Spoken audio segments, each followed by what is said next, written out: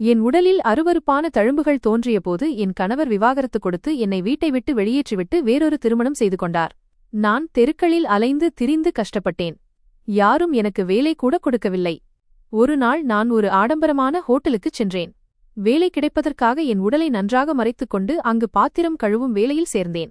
ஒரு நாள் ஹோட்டல் முதலாளி சமையலறைக்கு ஆய்விற்காக வந்தார். திடீரென்று அவரது பார்வை என் கையில் இருந்த தழும்பின் மீது விழுந்தது. அவர் சட்டென்று முன்னே வந்து என் கையை பிடித்துக்கொண்டு ஒரு விஷயத்தை கூறினார். அந்த நொடியே என் தலைமேல் வானமிடிந்து விழுந்தது போல் உணர்ந்தேன். என் பெயர் சித்ரா. நான் அமைதியாக என் அறையில் அமர்ந்து என் கையை பார்த்து கொண்டிருந்தேன். அங்கே பல வகையான அருவருப்பான தழும்புகள் இருந்தன. கண்களில் கண்ணீருடன் நான் அந்த தழும்புகளை தேய்த்து கொண்டே இருந்தேன். ஒரு பெண்ணாக எனக்கு அது மிகுந்த வலியை தந்தது. நான் பார்க்க மிகவும் அழகாக இருந்தேன். என் கணவர் எப்போதும் என் அழகை பார்த்து என் மீதே பித்தாக இருப்பார். என்னை யாரிடமும் காட்டாமல் ஒளித்து வைக்க வேண்டும் என்று அவர் நினைப்பார். ஆனால் திடீரென்று ஏற்பட்ட அந்த நிலைமை என்னை மிகவும் கவலையடையச் செய்தது. நான் நம்பிக்கையற்ற கண்களுடன் என் கைகளையே பார்த்து கொண்டிருந்தபோது திடீரென்று அறையின் கதவு திறந்தது. என் மாமியார் உள்ளே நுழைந்தார். அவர்களை பார்த்ததும் நான் உடனே என் துப்பட்டாவை சரி செய்து கொண்டேன். சொல்வதற்கு அவர் ஒரு பெண், அதுவும் படித்த விவேகமான பெண். ஆனால் நான் அவருக்கு மரியாதை கொடுக்க தெரிந்தவள். அவர் உள்ளே வந்ததும் என் முகத்தில் சில 1000 ரூபாய் நோட்டுகளை வீசினார். என்னை பார்த்து, மாலை என் மகன் வந்ததும் அவனிடம் விவாகரத்து வாங்கிக் கொண்டு என் வீட்டை விட்டு போய்விடு.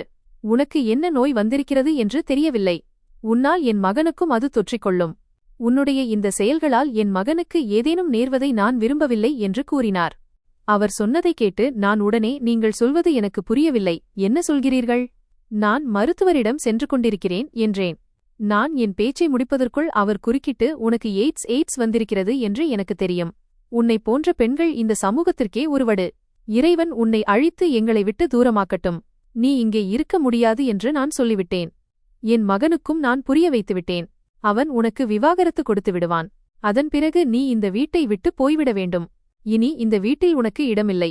என் மகனை மகிழ்ச்சியாக வைத்திருக்கக்கூடிய ஒரு நல்ல பெண்ணாக பார்த்து நான் திருமணம் செய்து வைப்பேன் என்று கூறிவிட்டு அவர் ஒரு நிமிடம் கூட அங்கே நிற்காமல் கோபமாக அறையை விட்டு வெளியேறினார். சிதறிக் கிடந்த அந்த ரூபாய் நோட்டுகளை நான் பார்த்து கொண்டிருந்தேன். என் மீது இவ்வளவு பாசம் வைத்திருந்த அதே பெண் தானா இவர் என்று என்னால் நம்ப முடியவில்லை. மற்றவர்கள் என் மாமியாரை பார்த்து, சித்ராவின் மாமியார் மாதிரி நமக்கும் ஒரு அன்பான மாமியார் கிடைக்கக்கூடாதா? அவர் தன் மருமகளை மகளை விட மேலாக கருதுகிறாரே என்று ஏங்குவார்கள். ஆனால் இன்று அவருடைய நடத்தையை பார்த்து எனக்கு என்ன செய்வதென்றே புரியவில்லை. எனக்கு தொட்டால் பரவக்கூடிய ஒரு மோசமான நோய் வந்திருப்பதாக அவர் நினைத்து கொண்டார். ஆனால் உண்மை அதுவல்ல. எனக்கு ஏதோ ஒரு மருந்தின் ஒவ்வாமையால் ரியாக்ஷன் இப்படி ஆனது என்று மருத்துவர் கூறியிருந்தார். ஆனால் என் மாமியார் அதை கேட்க தயாராக இல்லை. எனக்கு இன்னும் அதிகமாக அழுகை வந்தது. திடீரென்று எனக்கு இப்படி ஒரு சோதனை ஏன் வந்தது? நான் யாருக்கும் கெடுதல் செய்ததில்லையே. எல்லோரிடமும் கனிவாகத்தான் நடந்து கொண்டேன். ஆனால் அன்றைய அந்த சம்பவம் என் வாழ்க்கையை மிகவும் இக்கட்டான நிலைக்கு தள்ளியது. நேரம் மெதுவாக கடந்து கொண்டிருந்தது. அன்றைய நாள் முழுவதும் பதற்றத்திலேயே கழிந்தது. என் கணவர் வந்து உண்மையிலேயே விவாகரத்து கொடுத்து விடுவாரோ என்று பயமாக இருந்தது. அதே சமயம் என் கணவர் மிகவும் புத்திசாலி, அவர் அப்படி செய்ய மாட்டார். என் மீது அவ்வளவு அன்பு வைத்திருக்கிறார் என்ற நம்பிக்கையும் இருந்தது.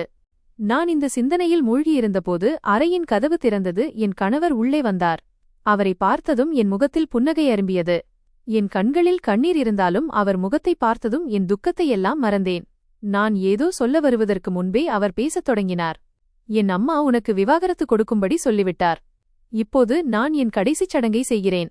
நான் உனக்கு விவாகரத்து அளிக்கிறேன். உன்னுடன் எனக்கு இனி எந்த உறவும் தேவையில்லை. நீ என் வாழ்க்கையை சீரழித்து விட்டாய் என்றார். நீ ஒரு மட்டமான பெண். உனக்கு என்ன நடந்திருக்கிறது என்று உனக்கு தெரியுமா? உனக்கு ஒரு ஆபத்தான குணப்படுத்த முடியாத நோய் வந்திருக்கிறது. இனி உன் முகத்தை கூட பார்க்க நான் விரும்பவில்லை. அவர் சொன்னதைக் கேட்டு நான் சிலையாக உறைந்து போனேன். அவர் வந்தவுடனேயே என்னிடம் இவ்வளவு கொடுமையாக நடந்து கொள்வார் என்று என்னால் நம்பவே முடியவில்லை.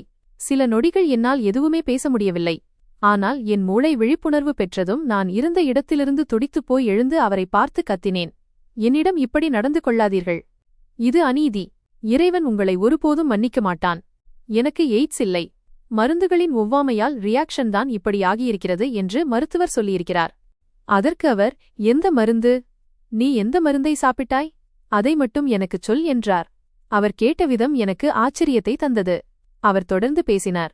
ஒரு வாரமல்ல, ஒரு மாதம் ஆகிவிட்டது. ஆனால் இந்த அருவருப்பான தழும்புகள் உன் உடலை விட்டு போகவே இல்லை. நானும் என் அம்மாவும் முட்டாள்கள் என்று நினைக்கிறாயா? நீ எதைச் சொன்னாலும் நாங்கள் அப்படியே நம்புவோம் என்று நினைக்காதே. என் வீட்டை விட்டு தொலைந்து போ. எப்படியும் நான் வேறொரு திருமணம் செய்து கொள்ளப் போகிறேன்.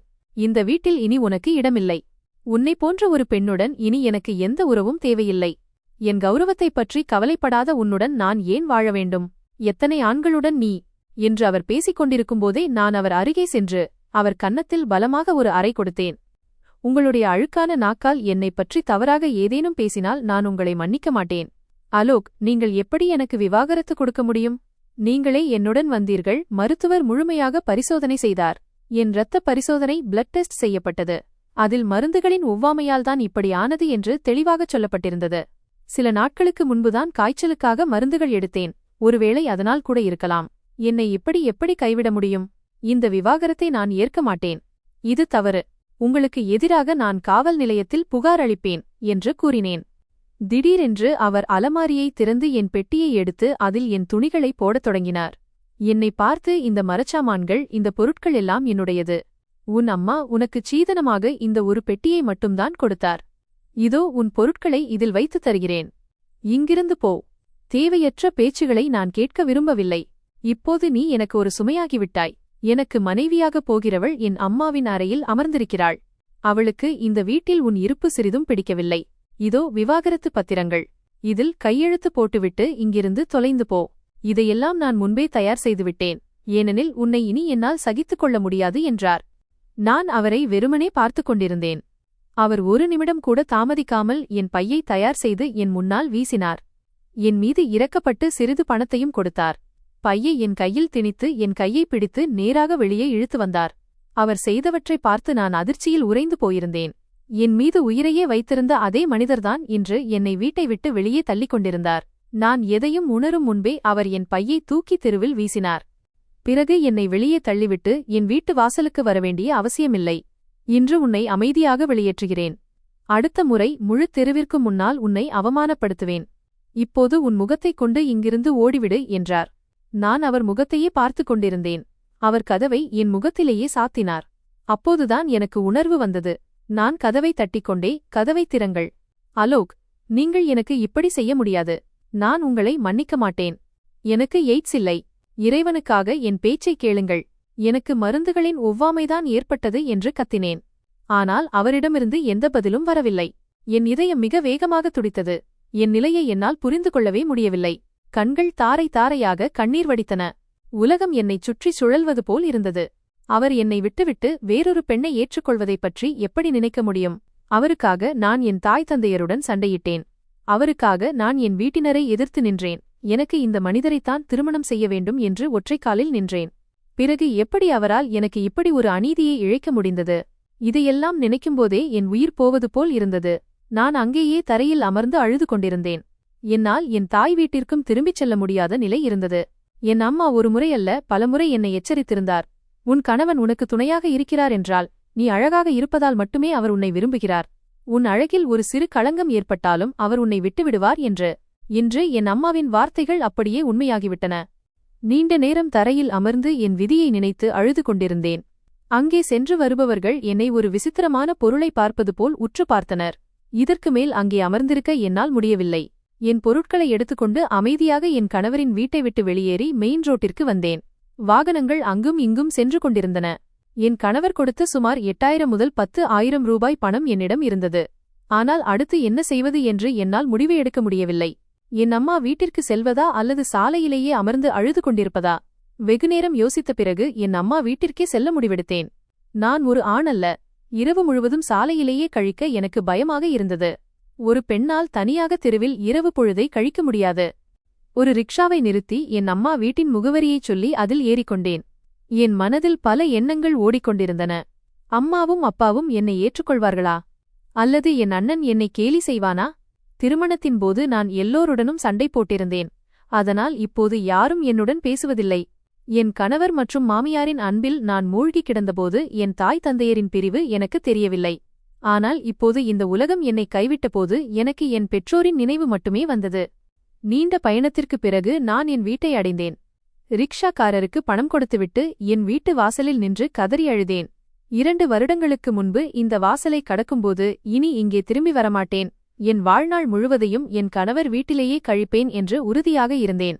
ஆனால் 2 வருடங்களுக்குப் பிறகு காலம் மீண்டும் அதே இடத்தில் என்னை கொண்டு வந்து நிறுத்தும் என்று நான் நினைக்கவில்லை. இப்போது இந்த வாசலை தாண்டி நான் எங்கும் போகமாட்டேன் என்று நினைத்தேன். எனக்கு இனி யாருடைய துணையும் தேவையில்லை. படபடக்கும் இதயத்துடன் நான் அழைப்பு மணியை டோர்பெல் அழுத்தினேன்.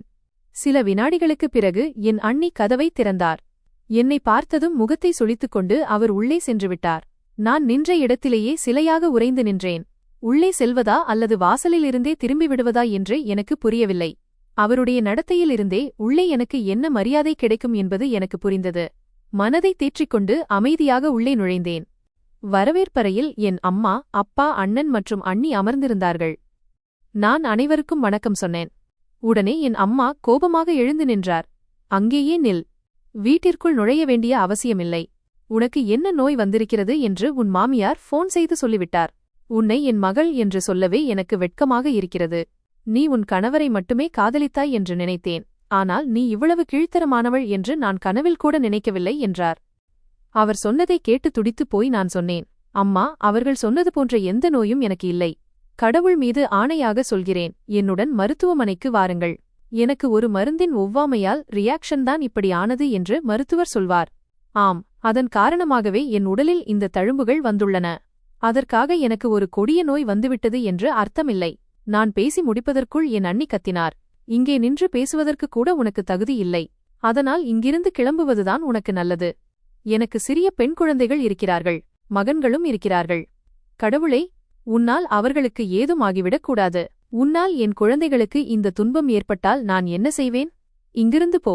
இந்த வீட்டில் உனக்கு இடமில்லை. இவள் இந்த வீட்டிற்குள் இருந்தால் நான் இருக்க மாட்டேன் என்று என் அண்ணியை பார்த்து கத்தினார். அப்போது என் அண்ணன் எழுந்து நின்று, உனக்காக 100 உயிர்களைக் கொடுக்கலாம், ஆனால் உன்னை இந்த வீட்டிற்குள் நுழையவிட மாட்டேன். நீ இப்போது ஒரு அழுக்கான பெண். உனக்கு ஒரு மானமுள்ள அண்ணன் இருக்கிறான். கௌரவமான தந்தை, கணவர், மாமியார், அம்மா இருக்கிறார்கள் என்ற எண்ணமே உனக்கு இல்லாமல் போய்விட்டது. உனக்கு வெறும் சுகம் மட்டுமே வேண்டியிருந்தது. இப்போது அந்த சுகத்திற்கு உனக்கு தண்டனை கிடைக்கும். இங்கிருந்து போ. அம்மா, இவளை வீட்டிலிருந்து வெளியேறச் சொல்லுங்கள் என்றார். அந்த நொடியில் என் முழு இருப்பும் சுக்குநூறாக உடைந்தது. என் சொந்த இரத்தமே என்னிடம் இப்படி நடந்து கொள்ளும் என்று என்னால் நம்பவே முடியவில்லை. கணவரும் மாமியாரும் அந்நியர்கள். அவர்கள் என் இரத்தம் இல்லை. அவர்களின் நடத்தை எனக்கு தந்த வலியை விட என் சொந்தங்களின் நடத்தை தந்த வலி மிக கொடியதாக இருந்தது. நான் அழுது கொண்டே, அம்மா, இப்படி செய்யாதீர்கள். கடவுள் மீது சத்தியமாக சொல்கிறேன், எனக்கு எய்ட்ஸ் இல்லை. நீங்கள் ஏன் என் பேச்சை நம்ப மறுக்கிறீர்கள்? நான் வேறு எந்த ஆடவரையும் சந்திக்கவில்லை. எனக்கு என் கணவருடன் மட்டும்தான் தொடர்பு இருந்தது என்றேன். என் பேச்சை கேட்ட என் அம்மா, அப்படியானால் உன் கணவருக்கு ஏன் எய்ட்ஸ் வரவில்லை? அவருடைய முகத்திலும் கைகால்களிலும் ஏன் இந்த அருவருப்பான தழும்புகள் வரவில்லை? உனக்கு அவருடன் மட்டும்தான் தொடர்பு இருந்திருந்தால் உனக்கு இந்த நோய் வந்திருக்காது. நீ வேறு ஆண்களையும் சந்திக்கிறாய் என்றார். அவர் சொன்னதை கேட்டு துடித்துப்போய் நான் சொன்னேன், நீங்கள் சொல்வது சரிதான், குறைந்தது இதையாவது யோசித்துப் பாருங்கள். எனக்கு எய்ட்ஸ் போன்ற நோய் இருந்தால் அது ஏன் என் கணவருக்கு பரவவில்லை? அவரிடம் அது ஏன் மாறவில்லை? எனக்கு இந்த துன்பம் 1 மாதமாக இருக்கிறது.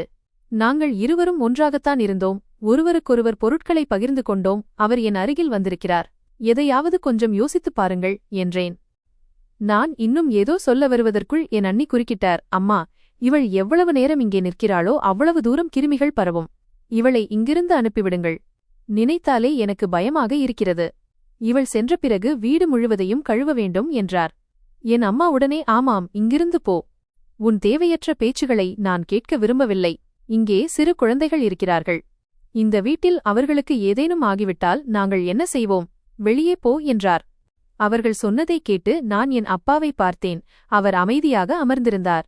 நான் அவரை நோக்கிச் செல்ல முயன்றபோது என் அண்ணன், ஜாக்கிரதை, அப்பா அருகில் கூடச் செல்லாதே, அவருக்கும் இந்த நோய் ஒட்டிக்கொள்ளும் என்றான். என் அண்ணனின் பேச்சைக் கேட்டு நான் அங்கிருந்தே துடித்துப் போய், அப்பா, ஏதேனும் சொல்லுங்கள். நான் உங்கள் மகள். ஒரு தந்தை தன் பிள்ளைகளுக்காக தன் உயிரையே கொடுப்பார். என் வலியை நீங்கள் உணரவில்லையா? நான் உண்மையைச் சொல்கிறேன் அப்பா, நான் எந்த தவறும் செய்யவில்லை. இது வெறும் மருந்தின் ஒவ்வாமைதான். இவர்கள் புரிந்து கொள்ளவில்லை. நீங்களாவது புரிந்து கொள்ளுங்கள் என்றேன். என் பேச்சைக் கேட்டு அவர் தலை நிமிர்ந்தார். என்னை பார்த்து மிகவும் தீவிரமாகச் சொன்னார், எல்லோரும் சரியாகத்தான் சொல்கிறார்கள். உன் உடலில் தெரியும் தழும்புகள் உனக்கு எய்ட்ஸ் வந்திருப்பதற்கான அடையாளம். என் மகள் யாரை நான் என் பெருமையாக கருதினேனோ அவள் இப்படிப்பட்ட காரியத்தை செய்வாள் என்று என்னால் நம்பவே முடியவில்லை. உன் அண்ணனும் அம்மாவும் சொல்வது முற்றிலும் சரி. இன்றையிலிருந்து நீ எங்களுக்கு இறந்துவிட்டாய். என் வீட்டை விட்டு வெளியே போ. உன் இருப்பை இனி இந்த வீட்டின் வாசலில் கூட என்னால் சகிக்க முடியாது என்று கூறிவிட்டு அவர் அங்கே நிற்கவில்லை, தன் அறைக்குச் சென்றுவிட்டார். நான் ஒரு கல் துண்டாக மாறிவிட்டேன். என் உடலில் உயிர் மிச்சமில்லை என்பது போல் தோன்றியது. நான் என் அம்மாவை பார்த்தேன். அவரும் முகத்தை திருப்பிக் கொண்டு சென்றுவிட்டார். அண்ணனையும் அண்ணியையும் பார்க்கும் தைரியம் என்னிடம் இல்லை. சில நிமிடங்கள் அமைதியாக அங்கேயே நின்றேன். அடுத்து என்ன செய்வது என்று என்னால் முடிவு செய்ய முடியவில்லை. சிறிது நேரம் கழித்து என் அண்ணனின் குரல் மீண்டும் என் காதில் ஒலித்தது. உனக்கு காது கேட்கவில்லையா? இங்கிருந்து போ. இந்த வீட்டில் உனக்கு இடமில்லை. இன்னும் எவ்வளவுதான் அவமானப்படுவாய் இங்கேயே நின்று என்றார். என் கண்களில் இருந்த கண்ணீரை துடைத்துவிட்டு நடுங்கும் குரலில் சொன்னேன், எனக்கு தங்குவதற்கு வேறு இடமில்லை. என் கணவர் எனக்கு விவாகரத்து அளித்துவிட்டார். நான் இங்கே வேலைக்காரர்கள் தங்கும் அறையிலாவது சர்வெண்ட் குவார்ட்டர் இருக்கத் தயார். என்னை தயவு செய்து அங்கே இருக்க விடுங்கள். என் அண்ணன் சொன்னான், அது காவலாளி தங்கும் அறை, நீ அங்கே இருக்க முடியாது. உடனே நான், எனக்கு இப்படி செய்யாதீர்கள். நான் உங்கள் தங்கை, இந்த வீட்டின் கௌரவம். தயவு செய்து எதையாவது யோசித்துப் பாருங்கள் என்றேன். என் பேச்சை கேட்ட அவர் சத்தமாக கத்தினார். நான் ஏன் உன்னை பற்றி யோசிக்க வேண்டும்? நீ அதற்கு தகுதியானவளாக இருந்தால் மட்டும்தானே உன்னை கவனித்துக் கொள்ள முடியும். உன் கௌரவத்தை உன் கைகளாலேயே அழித்துக் கொண்டாய். என்னிடமிருந்து நல்லதை ஏன் எதிர்பார்க்கிறாய்? இங்கிருந்து போ. இதோ கதவு திறந்திருக்கிறது என்றார். அவர் சொன்னதைக் கேட்டு நான் விக்கித்து அழுது கொண்டிருந்தேன். என் அழுகை சத்தம் வீடு முழுவதும் எதிரொலித்தது. அப்போது திடீரென்று என் அண்ணி என் அருகில் வந்தார். அவர் கைகளில் கையுறைகளை கிளவ்ஸ் அணிந்திருந்தார். என் கையை பிடித்து, இங்கிருந்து போ. மரியாதையான பேச்சுகள் உனக்கு ஏறாது. வெளியே போ என்றார். என்று சொல்லி என்னை இழுத்துச் செல்லத் தொடங்கினார். நான் பிறந்த வீடு, என் செல்லங்கள் அனைத்தும் கொண்டாடிய வீடு, என் சிறுவயதை கழித்த வீடு அது. இன்று வேறொரு வீட்டிலிருந்து வந்த ஒரு அந்நிய பெண் என்னை வெளியே தள்ளிக் கொண்டிருந்தாள். என் சொந்த அண்ணன் அதை அமைதியாக நின்று பார்த்துக் கொண்டிருந்தார். அவர்கள் என்னை தள்ளி வீட்டை விட்டு வெளியேற்றினார்கள். நான் தரையில் உயிரற்றவள் போல கிடந்தேன். அடுத்து என்ன செய்வது என்று எனக்கு புரியவில்லை. நான் எங்கே போவேன்? இப்படி செய்யாதீர்கள், கதவை மூடாதீர்கள். நான் எங்கே போவேன்? இரவு காலை 11:30 மணியாகிறது. எதையாவது யோசியுங்கள் என்று கதறி அழுதேன். ஆனால் என் அண்ணிக்கோ அண்ணனுக்கோ எந்த இரக்கமும் வரவில்லை. நீண்ட நேரம் தரையில் அமர்ந்து அழுது கொண்டிருந்தேன். பிறகு அவர்களின் பயத்தால் என் பொருட்களை எடுத்துக்கொண்டு மீண்டும் சாலைக்கே வந்தேன். நான் எங்கே போவேன்? யாரிடம் உதவி கேட்பேன்? எனக்கு எதுவுமே புரியவில்லை. சிறிது நேரம் நடைபாதையில் என் பொருட்களுடன் அமர்ந்திருந்தேன். பிறகு அங்கிருந்து எழுந்தேன். இனி நான் உயிர் வாழ விரும்பவில்லை. எனக்கு வாழும் தகுதியே இல்லை என்று தோன்றியது. இதை நினைத்து மெயின் ரோட்டின் நடுவில் கைகளை விரித்துக் கொண்டு நின்றேன். எது நடக்க வேண்டுமோ அது நடக்கட்டும் என்று மரணிக்க முடிவு செய்தேன். என் கைகளை திறந்து வைத்திருந்தபோது திடீரென்று ஒரு கார் என் மீது பலமாக மோதியது. நான் தூக்கி எறியப்பட்டேன். என் தலை ஒரு கல்லில் மோதியது. முகம் முழுவதும் இரத்தம் வழியத் தொடங்கியது. நான் மயக்கமடைந்தேன். எனக்கு எதுவுமே தெரியவில்லை. பல மணி நேரங்களுக்குப் பிறகு ஒரு மென்மையான படுக்கையில் என் கண்கள் திறந்தன. நான் எங்கே இருக்கிறேன் என்று முதலில் எனக்கு புரியவில்லை. ஆனால் நினைவு திரும்பியதும் சுற்றிலும் பார்த்தேன். அது ஒரு சிறிய வீட்டின் அறையாக தெரிந்தது. நான் எதையும் உணரும் முன்பே அறையின் கதவு திறந்தது. சுமார் 40 முதல் 45 வயது மதிக்கத்தக்க ஒரு பெண் உள்ளே வந்தார். அவர் ஒரு குடும்பப் பெண் போல தெரிந்தார். அவர்களை பார்த்ததும் நான் எழுந்து உட்கார்ந்தேன். அந்த பெண் என் அருகில் வந்து என் தோளில் கை வைத்து, நாங்கள் மிகவும் வருந்துகிறோம். எங்களால் உனக்கு இவ்வளவு பெரிய காயம் ஏற்பட்டுவிட்டது. ஆனால் மகளே, நீ சாலையின் நடுவில் இப்படி நின்றிருக்கக் கூடாது. நல்ல வேளை உனக்கு பெரிய காயம் எதுவும் ஏற்படவில்லை. இல்லையென்றால் நாங்கள் என்ன செய்திருப்போம் என்றார். அவர் சொன்னதைக் கேட்டு நான் கேட்டேன், நீங்கள் யார்? என்னை ஏன் இங்கே அழைத்து வந்தீர்கள்? எனக்கு உடல்நிலை சரியில்லை என்றால் என்னை மருத்துவமனைக்கு அழைத்துச் சென்றிருக்கலாமே. அதற்கு அவர், ஆமாம், உன்னை மருத்துவமனைக்குத்தான் அழைத்துச் சென்றோம். ஆனால் பிறகு வீட்டிற்கே அழைத்து வரலாம் என்று நினைத்தோம். ஏனெனில் உன் தலையில் மட்டும்தான் காயம் இருந்தது. மருத்துவர் வந்து உன்னை நன்றாக பரிசோதித்து விட்டார். கவலைப்பட ஒன்றுமில்லை என்று சொல்லிவிட்டார். இப்போது உன் வீடு எங்கே என்று சொல். நானும் என் கணவரும் உன்னை உன் வீட்டில் விட்டுவிடுகிறோம். உன் பொருட்களும் வெளியேதான் இருக்கின்றன என்றார். அவர் சொன்னதைக் கேட்டு நான் சொன்னேன், எனக்கு வீடு என்று எதுவுமில்லை. என் கணவர் எனக்கு விவாகரத்து கொடுத்துவிட்டார். என் பெற்றோரும் என்னை வீட்டை விட்டு வெளியேற்றிவிட்டார்கள். எனக்கு தங்குவதற்கு இடமில்லை. தயவு செய்து இந்த ஒரு இரவு மட்டும் என்னை உங்கள் வீட்டில் தங்க அனுமதித்தால் நான் உங்களுக்கு எப்போதும் கடமைப்பட்டிருப்பேன் என்றேன். என் பேச்சைக் கேட்ட அந்த பெண்ணின் முகத்தில் ஒரு நிழல் படர்ந்தது. அவர் பயந்து கொண்டே சொன்னார், மகளே, உன் உடலில் தழும்புகள் இருக்கின்றன.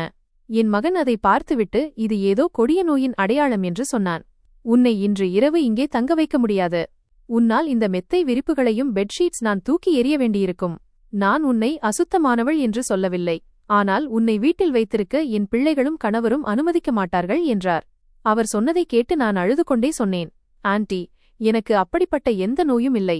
எனக்கு அந்த அசிங்கமான நோய் இல்லை. நான் உண்மையைத்தான் சொல்கிறேன். எனக்கு மருந்துகளின் ஒவ்வாமை ரியாக்ஷன் தான் ஏற்பட்டிருக்கிறது. நீங்கள் மருத்துவரை அழைத்திருந்தீர்கள் அல்லவா? அவர் எனக்கு இந்த நோய் இருப்பதாக ஏதேனும் கூறினாரா என்று கேட்டேன். என் பேச்சைக் கேட்ட அந்த பெண் அமைதியானார். பிறகு தலையை இல்லை என்பது போல் அசைத்து, இல்லை, மருத்துவர் அப்படி எதுவும் சொல்லவில்லை என்றார். நான் உடனே அப்படி ஏதேனும் இருந்திருந்தால் மருத்துவர் சிகிச்சையே அளித்திருக்க மாட்டார். அவர் அந்த நோய்க்கான சிறப்பு மருத்துவரிடம் ஸ்பெஷலிஸ்ட் அனுப்பியிருப்பார்.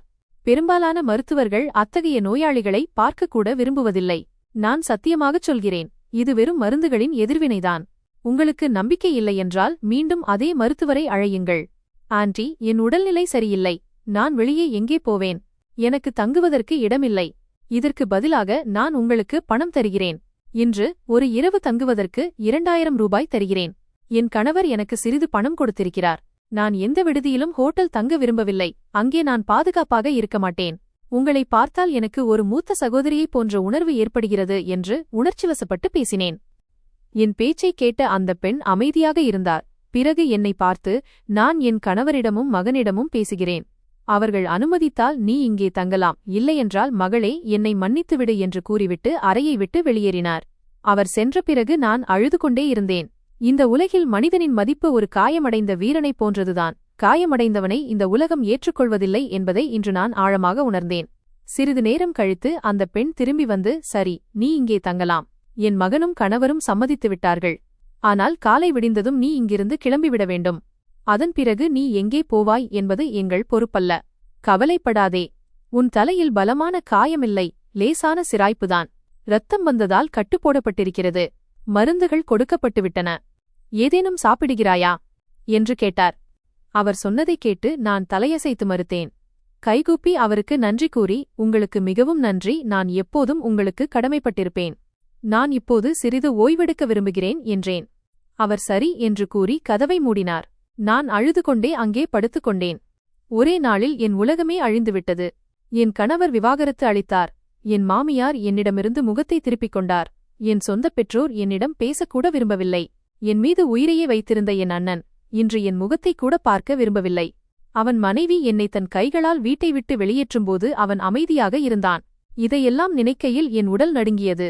சோகம், துக்கம், வேதனையின் அலையில் அழுது கொண்டே எப்போது தூங்கினேன் என்று எனக்கே தெரியவில்லை. அடுத்த நாள் காலை சூரியன் மிக தீவிரமாக உதித்தது. சூரிய கதிர்கள் என் முகத்தில் பட்டதும் கண் விழித்தேன்.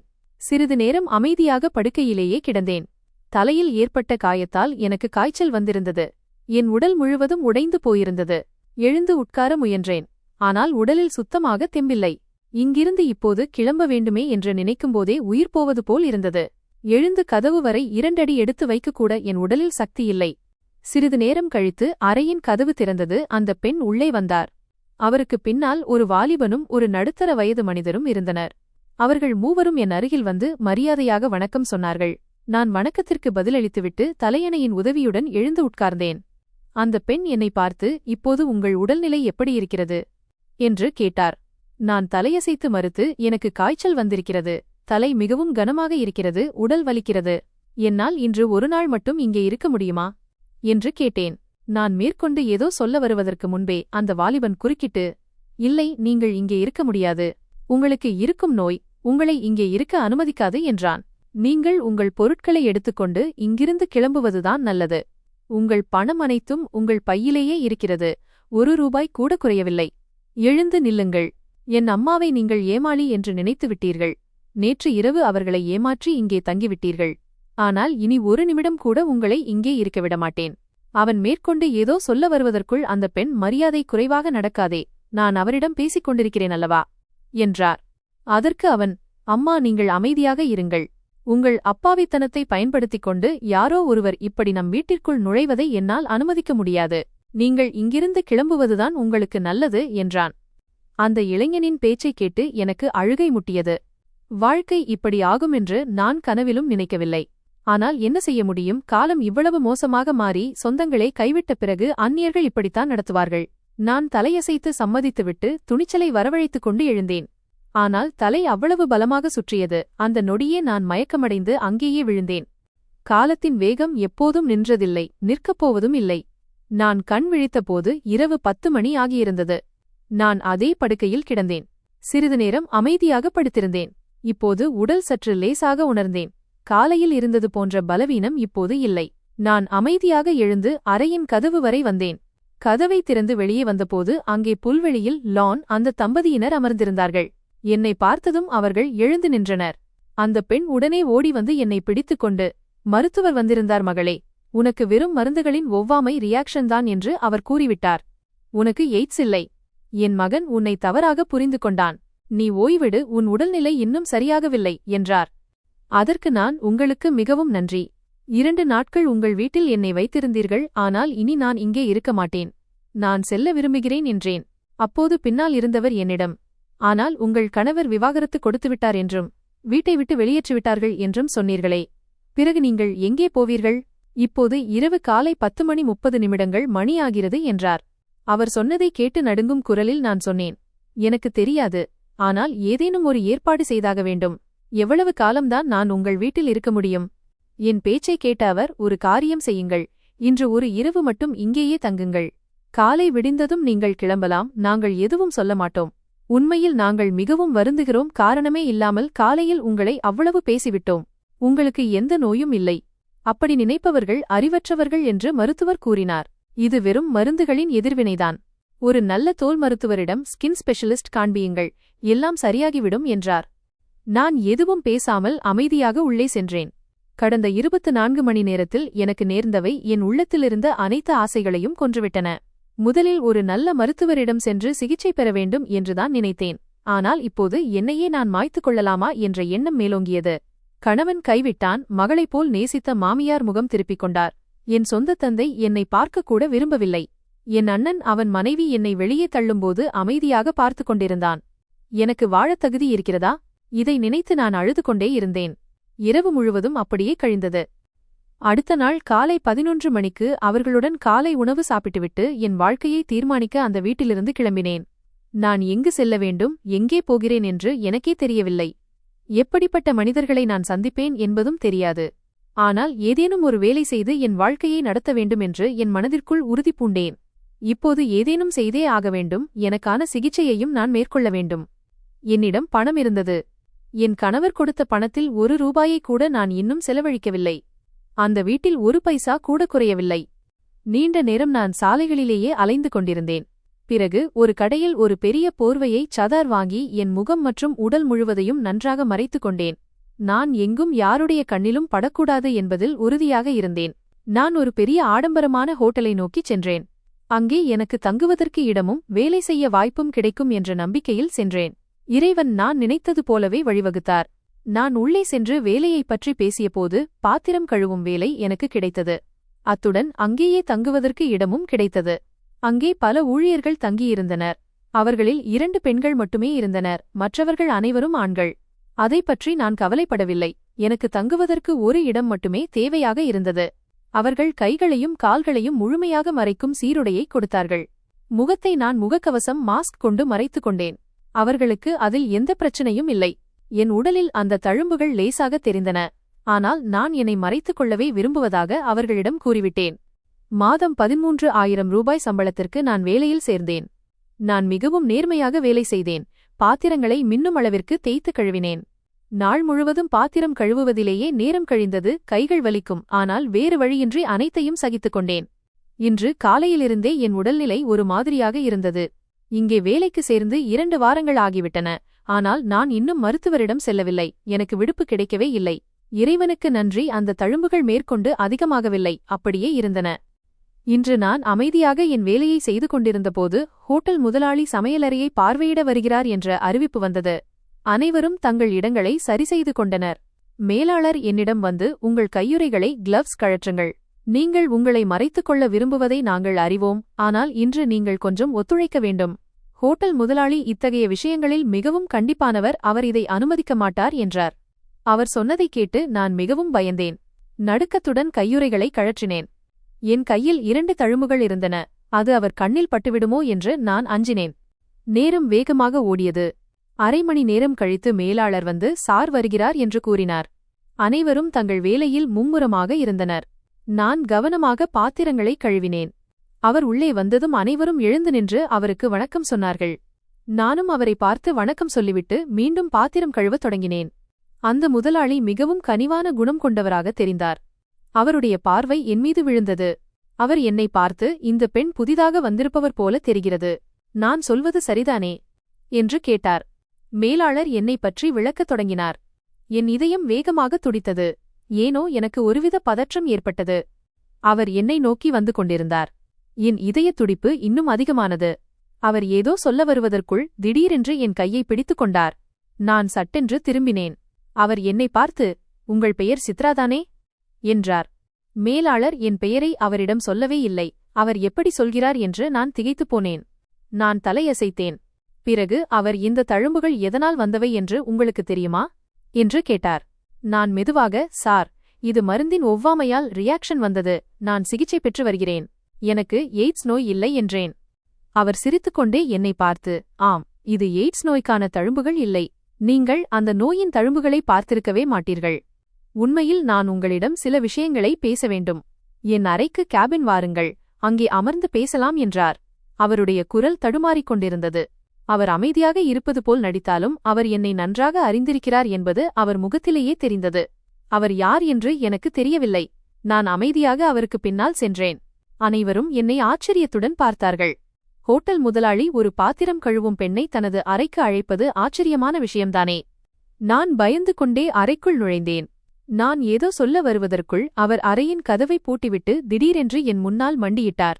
அவருடைய இந்தச் செயலால் நான் அதிர்ச்சியில் உறைந்து போனேன்.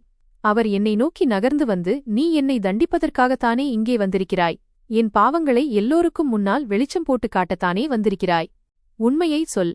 நான் அவரை பார்த்து, யார் நீங்கள்? நான் ஏன் அப்படி செய்யப் போகிறேன்? உங்களை எனக்கு தெரியவே தெரியாது. நீங்கள் இந்த ஹோட்டலின் முதலாளி மற்றும் என் பாஸ் என்பது மட்டும்தான் எனக்கு தெரியும் என்றேன். அவர் சொன்னார், உன் உடலில் இருக்கும் இந்த தழும்புகள் என் காரணத்தால்தான் வந்தன. இந்த தழும்புகள் அவ்வளவு எளிதில் போகாது. இப்போது உன் வீட்டில் இருக்கும் அந்த பெண் வேறு யாருமல்ல. அவள் என் மனைவிதான். உண்மையில் எனக்கு அவளை பிடிக்கவில்லை. ஒவ்வொரு இரவும் ஏதாவது ஒரு பிரச்சனையை உருவாக்குவாள். சின்ன சின்ன விஷயங்களுக்கு என்னிடம் சண்டையிடுவாள். அதுவே அவளுக்கு பிடித்தமான வேலையாகிவிட்டது. அவள் உடலில் எதிர்வினையை ரியாக்ஷன் உண்டாக்கவே நான் இந்த மருந்தை செய்தேன். ஆனால் அவள் மிகவும் தந்திரமான பெண். அவள் என்னை கண்டுபிடித்து விட்டாள். அந்த மருந்தை உன் கணவர் மூலமாக உன் மீது பயன்படுத்த வைத்தாள். அவர்கள் இருவரும் ஒருவரையொருவர் காதலிக்கிறார்கள். என் மனைவியை என்னால் விவாகரத்து செய்ய முடியாது. அப்படிச் செய்தால் என் சொத்தில் பாதியை அவளுக்கு கொடுக்க வேண்டி வரும். அவள் நல்லவள் அல்ல. பணத்திற்காக அலையும் ஒரு கோல்ட் டிகர். அவளுக்கு அன்பின் விதிகள் தெரியாது. ஆனால் எல்லாம் தலைகீழாக மாறும் என்று நான் நினைக்கவில்லை. நான் நிர்கதியானேன். கட்டாயத்தின் பேரில் அந்த மருந்தை அவளிடம் கொடுக்க வேண்டியிருந்தது. அவள் அதை உன் மீது தவறாக பயன்படுத்தினாள். உன் வீட்டினர் உன்னை வெளியேற்றிவிட்டார்கள் என்பதையும் உன் வாழ்க்கை அழிந்துவிட்டது என்பதையும் நான் அறிந்தேன். ஆனால் இப்போது உன் வாழ்க்கையை சீரமைக்க நான் விரும்புகிறேன். உனக்கு நான் சிகிச்சை அளிக்கிறேன். இது சுமார் 6 மாத கால சிகிச்சை.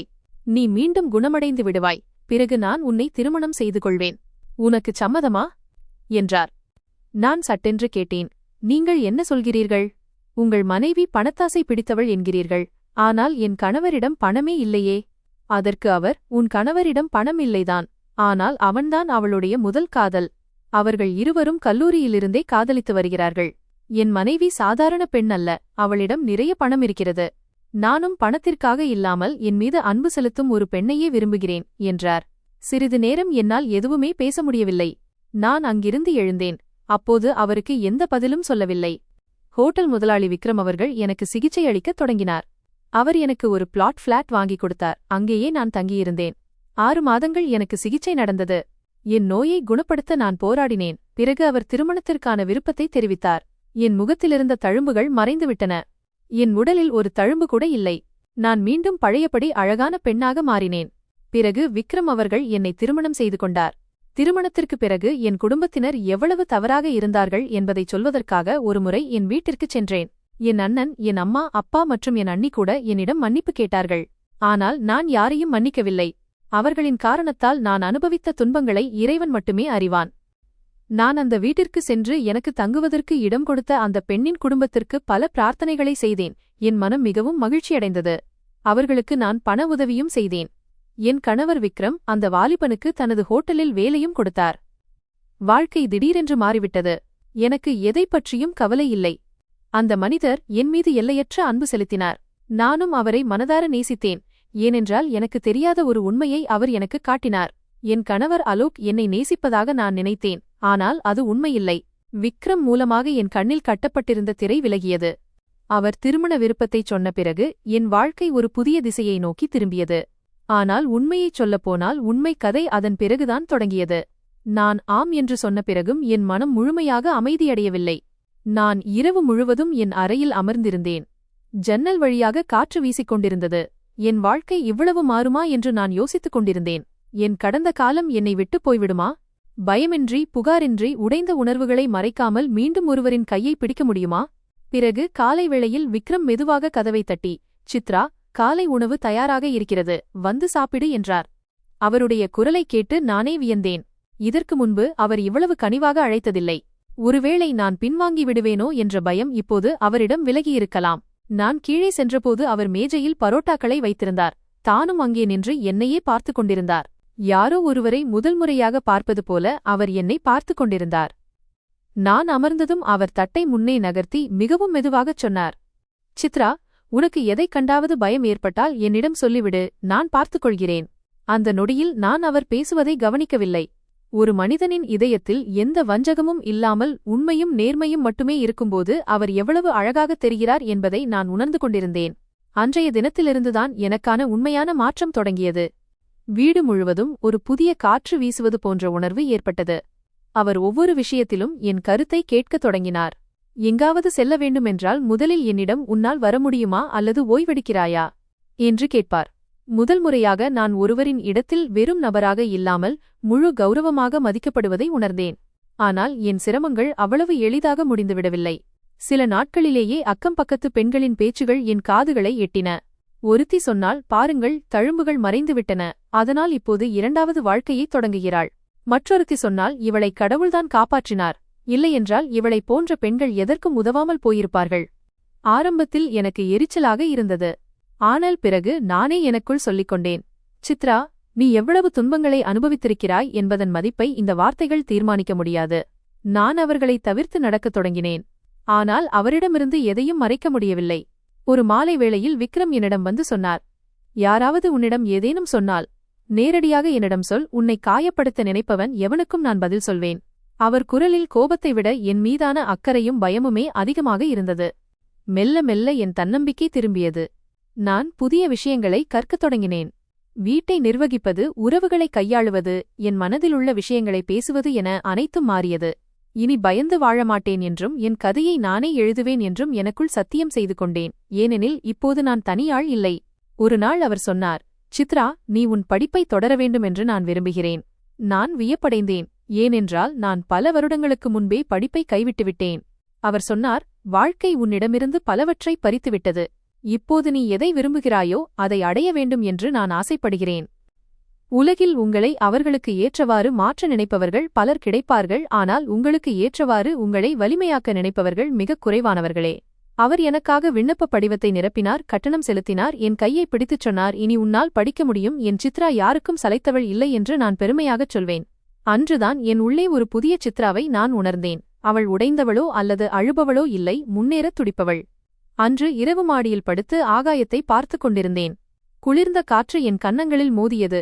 கடவுள் யாரிடமிருந்தும் எதையும் பறிப்பதில்லை, எப்போது எதற்கான தேவை அதிகமாக இருக்கிறதோ அதை தருகிறார் என்று எனக்கு தோன்றியது. என் வாழ்க்கையில் ஒளியின் காலம் தொடங்கிவிட்டது. அவர் படிக்கச் சொன்ன பிறகு என்னுள் இருந்த ஏதோ ஒரு மூடிய அறை திறந்தது போன்ற உணர்வு ஏற்பட்டது. மீண்டும் புத்தகங்களின் அருகில் செல்வது எனக்கு ஒருவித நிம்மதியை தந்தது. ஆரம்பத்தில் சில நாட்கள் கடினமாக இருந்தன. பல ஆண்டுகளுக்குப் பிறகு புத்தகங்களை திறப்பது எளிதல்ல.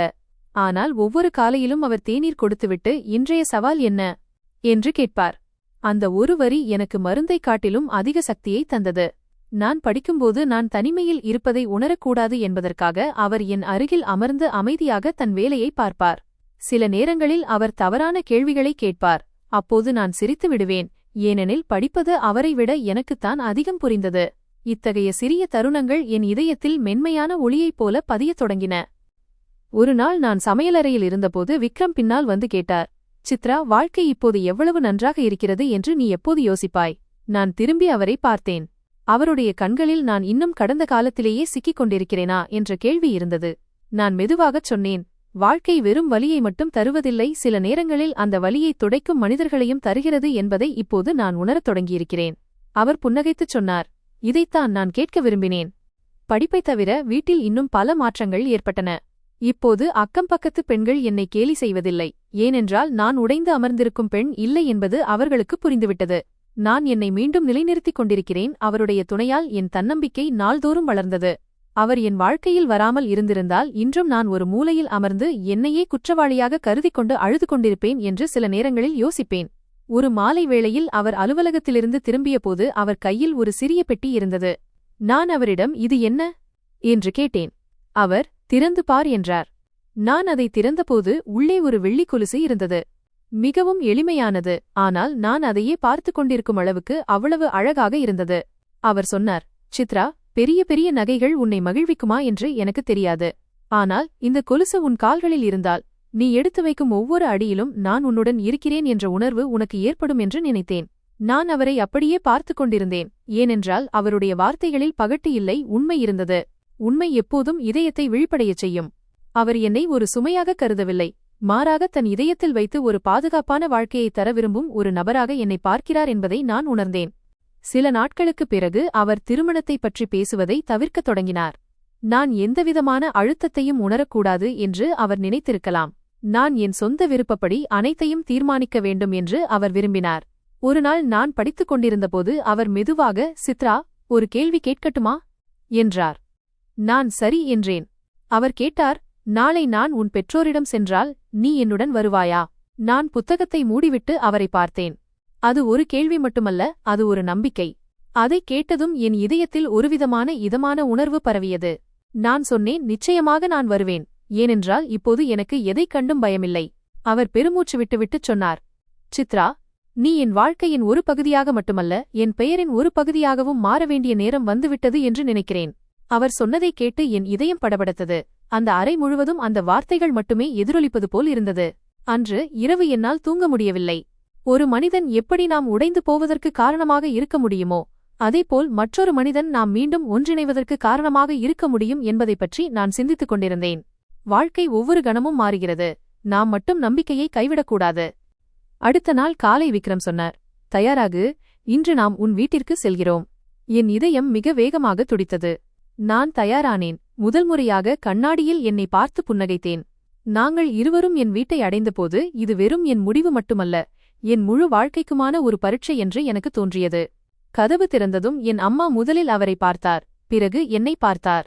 ஏதோ நடக்கப் போகிறது என்பதை புரிந்து கொள்ள அவர் முயல்வது போல் இருந்தது. நான் அவர் கண்களை நேராக பார்த்துச் சொன்னேன், அம்மா, நான் உடைந்து போயிருந்த நிலையில் எனக்கு துணையாக நின்ற மனிதர் இவர்தான். என் பலவீனங்கள் அனைத்தையும் ஏற்றுக்கொண்டு இன்று உங்களிடம் என் வாழ்க்கையை கேட்க வந்திருக்கிறார். என் அம்மாவின் கண்கள் கலங்கின. அப்பா அவரை அமரச் சொன்னார். விக்ரம் மிகவும் எளிமையாகச் சொன்னார், அங்கிள், நான் சித்ராவை என் வீட்டிற்கு மட்டுமல்ல, என் இதயத்திற்குள்ளேயே வைத்துக் கொள்ள விரும்புகிறேன். அவளுக்கு தகுதியான எல்லா மகிழ்ச்சியையும் என்னால் தர முடியும் என்று நான் நம்புகிறேன். அவருடைய வார்த்தைகளில் இருந்த உண்மை அந்த அறையையே நிசப்தமாக்கியது. அப்பா சொன்னார், என் மகள் நீதான் அவளுக்குச் சரியானவன் என்று நம்பினாள். எனக்கு எந்த ஆட்சேபனையும் இல்லை. அதை கேட்டதும் பல வருடச் சுமை என் தோள்களில் இருந்து இறங்கியது போல் உணர்ந்தேன். நான் அழக்கூடாது என்று நினைத்தேன், ஆனால் கண்ணீர் தானாகவே வழிந்தோடியது. அவர் என்னை உலகின் விலைமதிப்பற்ற பொருளை பார்ப்பது போல பார்த்தார். அன்றுதான் முதல் முறையாக என் வாழ்க்கை எனக்கே சொந்தமானது போல தோன்றியது. அதன் பிறகு திருமண ஏற்பாடுகள் தொடங்கின. என் வீடு விளக்குகளால் அலங்கரிக்கப்பட்டிருந்தது. ஒவ்வொன்றும் ஒரு புதிய தொடக்கத்தை கொண்டாடுவது போல தெரிந்தது. அம்மா ஒவ்வொரு சிறு விஷயத்தையும் கவனித்து செய்தார். அப்பா அவரே கடைக்குச் சென்று எனக்கு பிடித்தமான லெஹெங்கா வாங்கி வந்தார். நான் அதை உடுத்தியபோது அவர் சொன்னார், நீ இன்று மிக அழகாக இருக்கிறாய். அந்த வார்த்தைகள் என் ஆன்மாவை தொட்டன. ஏனென்றால் ஒரு காலத்தில் என் நிலையைக் கண்டு தன்னையே குற்றவாளியாக கருதிய அதே அப்பாதான் அவர். திருமணத்தன்று என் இதயம் விவரிக்க முடியாத அளவு அமைதியாக இருந்தது. ஒரு நீண்ட பயணத்திற்குப் பிறகு இறுதியாக என் இலக்கை அடைந்தது போன்ற உணர்வு. நான் சிவப்பு நிற லெஹங்காவில் அமர்ந்திருந்தேன். மருதாணி அணிந்த என் கைகள் லேசாக நடுங்கின. அப்போது என் தோழிகள், மாப்பிள்ளை வந்துவிட்டார் என்று கூறினர். நான் மெதுவாக வெளியே பார்த்தபோது அவர் குதிரையில் வரவில்லை, மிகவும் சாதாரணமாக நடந்து வந்து கொண்டிருந்தார். ஏனென்றால் சித்ரா என்னை நோக்கி வரும்போது அமைதியை உணர வேண்டும், எனக்கு ஆரவாரம் பிடிக்காது என்று அவர் சொல்லியிருந்தார். அவர் தூய்மையான குர்தா அணிந்திருந்தார். அவருடைய கண்கள் என்னை தேடிக் கொண்டிருந்தன. திருமணக் கூட்டத்தின் இரைச்சலிலும் அவர் முகம் அமைதியாக இருந்தது. அவருக்கு இது ஒரு கூட்டமல்ல, இரு இதயங்களின் இணைப்பாக தெரிந்தது. மண்டபத்தில் அவர் என்னை பார்த்து கொண்டிருந்தார், நான் அவரை பார்த்து கொண்டிருந்தேன். இருவரின் கண்களிலும் அதே விவரிக்க முடியாத அமைதி, அதே நெருக்கம் மற்றும் அதே நம்பிக்கை இருந்தது. பண்டிதரின் மந்திரங்கள் ஒலிக்க ஒவ்வொரு சுற்றின் போதும் என் இதயம் லேசாகிக் கொண்டே இருந்தது. நான் எடுத்து வைக்கும் ஒவ்வொரு அடியிலும் என் வலியை பின்னால் விட்டுச் செல்வது போல் உணர்ந்தேன். அவர் என் நெற்றியில் குங்குமம் வைத்தபோது என் மூச்சு நின்றது போலிருந்தது. ஒரு நொடி என் முழு வாழ்க்கையுமே அந்த சிவப்பு நிறத்தில் அடங்கிவிட்டது போல தோன்றியது. அவரும் அந்த தருணத்தை ஆழமாக உணர்ந்ததால் அவருடைய விரல்கள் லேசாக நடுங்கின. பிறகு அவர் என் காதுக்கு அருகில் குனிந்து மிகவும் மெதுவாகச் சொன்னார், இன்றுடன் உன் வாழ்க்கையின் அனைத்து துன்பங்களும் முடிந்துவிட்டன சித்ரா, இனி மகிழ்ச்சி மட்டும்தான் இருக்கும். விடைபெறும் நேரம் வந்தபோது நான் அழுதேன், ஏனென்றால் எல்லா பெண்களும் அழுவார்கள். ஆனால் இன்று என் கண்களிலிருந்து பயம் வரவில்லை, மாறாக ஒருவித நிம்மதி வழிந்தது. நான் என் வீட்டை விட்டு அல்ல, என் கடந்த காலத்திலிருந்து விடைபெற்றுக் கொண்டிருந்தேன். அவர் என் கையை பிடித்துக்கொண்டு சொன்னார், சித்ரா, இனி நீ செல்லும் இடத்தில் உனக்கு எந்த காயமும் ஏற்படாது. அவருடைய வீடு அவ்வளவு பெரியதல்ல, ஆனால் அதில் எனக்கான இடம் மிகப் பெரியதாக இருந்தது. அவருடைய அம்மா என்னை கட்டிப்பிடித்துக்கொண்டு, மகளே, நீ எங்கள் வீட்டிற்கு ஒளியைக் கொண்டு வந்திருக்கிறாய் என்றார். பல ஆண்டுகளாக நான் ஏங்கிய அந்த அன்பையும் நெருக்கத்தையும் அவருடைய அணைப்பில் நான் உணர்ந்தேன். முதல் இரவில் நாங்கள் எந்த தேவையற்ற பேச்சுகளோ அல்லது பாசாங்கோ செய்யவில்லை. அவர் என் அருகில் அமர்ந்து சொன்னார், சித்ரா, நான் எவ்வளவு சிறந்த கணவனாக இருப்பேன் என்று எனக்கு தெரியாது. ஆனால் ஒரு சத்தியம் செய்கிறேன், நீ ஒருபோதும் தனிமையை உணரமாட்டாய். எதற்கும் பயந்து தூங்க மாட்டாய். உன்னை ஒருபோதும் தாழ்வாக நினைக்க மாட்டாய். நீ சோர்வடையும் போது என் கையை பிடித்துக்கொள், நான் எப்போதும் உன்னுடன் நிற்பேன். நான் அவர் கையை பிடித்து முதல் முறையாக பயமின்றி அவர் தோளில் தலை சாய்த்தேன். என் வாழ்நாள் முழுவதும் நான் தேடிய அந்த தருணம் இன்று எனக்கு கிடைத்துவிட்டது போல் இருந்தது. காலம் கடந்தது. நான் என் படிப்பைத் தொடர்ந்தேன். விக்ரம் ஒவ்வொரு அடியிலும் எனக்கு துணையாக இருந்தார். நான் தேர்வில் தேர்ச்சி பெற்றபோது உலகிலேயே மிகப்பெரிய வெற்றியை நான் அடைந்தது போல அவர் என்னை பார்த்தார். அவர் சொன்னார், சித்ரா, நீ உன்னையே வென்றுவிட்டாய், அதுதான் மிகப்பெரிய விஷயம். இப்போது ஒவ்வொரு காலையிலும் அவர் அருகில் நான் கண் விழிக்கும்போது என்னை இவ்வளவு மரியாதையும் அன்பும் அமைதியும் உள்ள இடத்திற்கு அழைத்து வந்ததற்காக இறைவனுக்கு நன்றி சொல்கிறேன். சில நேரங்களில் நான் கண்ணாடியில் என்னை பார்க்கும்போது வலியால் நிறைந்திருந்த என் பழைய கண்கள் நினைவுக்கு வரும். ஆனால் இப்போது அதே கண்கள் ஜொலிக்கின்றன, ஏனென்றால் சிதைந்து போகாமல் இணைத்து நேசிக்க கற்றுக் கொடுத்த ஒருவர் எனக்கு கிடைத்துவிட்டார். வாழ்க்கை எப்போது எல்லாம் முடிந்துவிட்டது என்று நாம் நினைக்கிறோமோ அங்கிருந்துதான் மிகச் சிறந்த முறையில் மாறத் தொடங்குகிறது. இறைவன் ஒருபோதும் தாமதிப்பதில்லை. மகிழ்ச்சி வரும்போது அதை தாங்கிக் கொள்ளும் அளவுக்கு நம்மை அவர் வலிமையாக்குகிறார். வலி நம்மை வீழ்த்துவதற்கு அல்ல, சரியான மனிதரிடம் கொண்டு சேர்ப்பதற்கே வருகிறது. சரியான மனிதர் கிடைத்துவிட்டால் முழு உலகமுமே சிறியதாக தோன்றும் இரு இதயங்களே முழு உலகமாகிவிடும். விக்ரமுடன் கழித்த இந்த மகிழ்ச்சியான நாட்கள் என் கடந்த காலத்தை பயமின்றி எதிர்கொள்ளும் அளவுக்கு என்னை வலிமையாக்கியிருந்தது. ஆனால் விதி இன்னும் ஒரு இறுதிப் பக்கத்தை திருப்ப வேண்டியிருந்தது. ஒருநாள் மதிய வேளையில் நானும் விக்ரமும் எங்கள் வீட்டுத் தோட்டத்தில் அமர்ந்து தேநீர் குடித்துக் கொண்டிருந்தோம். அப்போது வெளியே ஒரு கார் நின்றது. வாசலில் 2 பேர் நின்றிருந்தனர். அவர்களை பார்த்ததும் என் கையிலிருந்த தேநீர் கோப்பை நழுவி விழ பார்த்தது. அவர்கள் வேறு யாருமல்ல, என் முன்னாள் கணவர் அலோக் மற்றும் அவருடைய அம்மா, அதாவது என் பழைய மாமியார். அலோக்கின் நிலையை பார்த்து அடையாளம் காண்பதே கடினமாக இருந்தது. அவனுடைய கண்களுக்கு கீழே கருவளையங்கள் இருந்தன, முகம் பொலிவிழந்து காணப்பட்டது.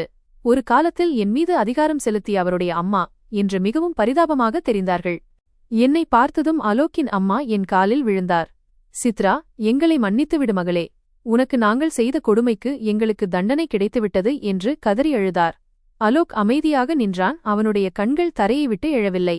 விக்ரம் நிதானமாக அவர்களை உள்ளே வந்து அமரும்படி சொன்னார். அலோக் நடுங்கும் குரலில் பேசத் தொடங்கினான். எனக்கு உண்மை தெரிந்துவிட்டது. விக்ரம் அவர்களின் மனைவி என்னை விட்டுச் சென்று என் பணம் அனைத்தையும் பறித்துக் கொண்டபோது போதையில் அவளே அந்த உண்மையைச் சொன்னாள். அதைக் கேட்டு என் ஆன்மாவே நடுங்கிவிட்டது. அவள் தன் பழைய நண்பனுடன் சேர்ந்து செய்த சதியில் நீயும் நானும் வெறும் பகடைக்காய்கள் மட்டும்தான். ஆனால் என் தவறுதான் மிகப்பெரியது. என் மனைவியை நம்புவதற்கு பதிலாக ஒரு பொய்க் குற்றச்சாட்டை உண்மை என்று நம்பிவிட்டேன். எந்த நோயை சாக்காக வைத்து உனக்கு விவாகரத்து கொடுத்தேனோ உண்மையில் அவன் அந்த மன உளைச்சலுக்கும் தனிமைக்கும் பலியாகிவிட்டான். எய்ட்ஸ் என்ற பெயர் என்னை வீட்டை விட்டு வெளியேற்றுவதற்கான ஒரு ஆயுதமாக மட்டுமே பயன்படுத்தப்பட்டது என்பதை அவன் புரிந்து கொண்டான். என் பழைய மாமியார் விம்மி அழுது கொண்டே சொன்னார், நீ அசுத்தமாகிவிட்டாய் என்று நாங்கள் நினைத்தோம். ஆனால் உண்மையில் அசுத்தமானது எங்கள் எண்ணங்கள்தான். இன்று அலோக்கிடம் பணமும் இல்லை, நிம்மதியும் இல்லை. எங்களை மன்னித்துவிடு. நீ மீண்டும் எங்கள் வீட்டிற்கு வருவாயா? இதைக் கேட்டதும் விக்ரம் என்னை நோக்கினார். அவருடைய கண்களில் எந்த பயமும் இல்லை, மாறாக நான் இப்போது பலவீனமானவள் அல்ல என்ற நம்பிக்கை மட்டுமே இருந்தது. நான் ஒரு பெருமூச்சு விட்டு மிகவும் அமைதியாகச் சொன்னேன், அம்மா, நான் இந்த வீட்டின் வாசலில் நுழைந்த அன்றே உங்களை மன்னித்துவிட்டேன். வெறுப்பை வளர்ப்பதற்கு என் இதயத்தில் இடமில்லை. நான் அலோக்கை பார்த்துச் சொன்னேன், அலோக், நீ என்னை மட்டும் கைவிடவில்லை, நாம் இருவரும் இணைந்து வாழ்ந்த அந்த உண்மையையும் கைவிட்டுவிட்டாய். இன்று என்னிடம் கௌரவம் இருக்கிறது, என் தழும்புகளை அல்ல. என் ஆன்மாவை நேசிக்கும் ஒரு வாழ்க்கைத் துணை எனக்கு இருக்கிறார். நீங்கள் உங்கள் வாழ்க்கையை ஒரு புதிய தொடக்கத்துடன் ஆரம்பியுங்கள். என் பிரார்த்தனைகள் எப்போதும் உங்களுடன் இருக்கும். அலோக்கும் அவனுடைய அம்மாவும் கனத்த இதயத்துடன் அங்கிருந்து சென்றனர். அவர்கள் சென்ற பிறகு என் மனதின் கடைசி மூலையும் சுத்தமானது போன்ற ஒரு உணர்வு ஏற்பட்டது. விக்ரம் என் கையை பிடித்துக் கொண்டார். இந்த கதையிலிருந்து நமக்கு கிடைக்கும் விலைமதிப்பற்ற பாடம் என்னவென்றால், ஒருவரின் நடத்தையின் அடையாளங்கள் உடலில் இல்லை, எண்ணங்களில்தான் இருக்கின்றன. சமூகம் பெரும்பாலும் வெளித்தோற்ற அழகை அல்லது நோயை ஒருவரின் ஒழுக்கத்துடன் இணைக்கிறது. இது முற்றிலும் தவறானது. நீங்கள் உண்மையானவராக இருந்தால் காலத்தின் சூறாவளி உங்களை சிறிது காலம் அசைக்கலாமே தவிர அழித்துவிட முடியாது. வாழ்க்கை ஒருபோதும் முடிந்து விடுவதில்லை. ஒரு கதவு அடைக்கப்படும்போது இறைவன் நிச்சயமாக ஒரு ஜன்னலை திறக்கிறான். நாம் நம்மீது நம்பிக்கை வைக்க வேண்டும். இன்று நான் சித்ரா, வெறும் பாத்திரம் கழுவும் பெண்ணோ அல்லது நோயுற்ற பெண்ணோ அல்ல. நான் ஒரு கற்றறிந்த, மதிக்கத்தக்க மற்றும் அன்பு நிறைந்த பெண். நம்முடைய உண்மையான வலிமையை நாம் அடையாளம் காண்பதற்காகவே கெட்ட நேரங்கள் வருகின்றன. இறுதியில் அன்பு என்பது உங்கள் நிறைகளை நேசிப்பது மட்டுமல்ல, உங்கள் குறைகளையும் தழும்புகளையும் சேர்த்து அணைத்துக் கொள்வதுதான் உண்மையான அன்பு. நண்பர்களே, இந்த கதை முற்றிலும் கற்பனையானது.